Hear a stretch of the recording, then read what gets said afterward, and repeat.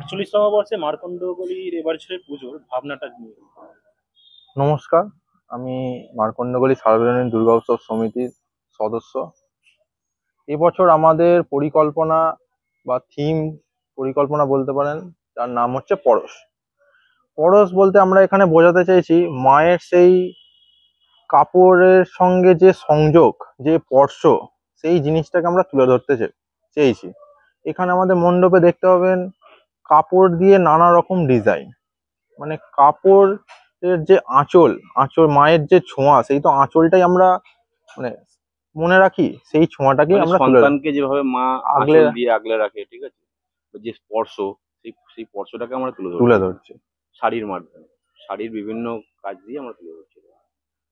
এই বছরে এটাই নিবেদন। এবছরে ভাবনা শিল্পী এবং থিম শিল্পী আমাদের থিম শিল্পী শোভন দাস, প্রতিমায় সায়ন পাখিরা। দাদা, এই যে কাজটা করাতে, এই বৃষ্টি বাদল দিনে এই কতটা চ্যালেঞ্জিং এই কাজটা করাতে, সেটা যদি আমরা এই পরিস্থিতিতে খুব চ্যালেঞ্জিং, মানে সামনে ফ্রন্ট একদম কাজ করা যাচ্ছে না, তাও অনেক চেষ্টা চালাচ্ছি। মানে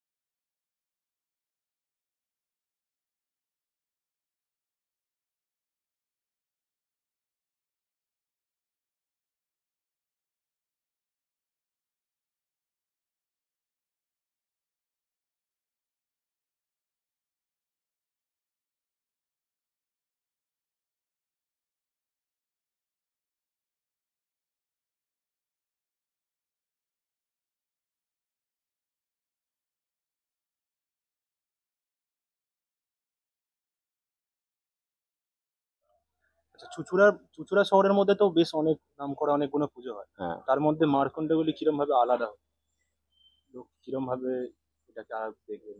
দেখুন, মার্কণ্ডগলিতে এত বছর প্রচুর লোকই আসে সাধারণত।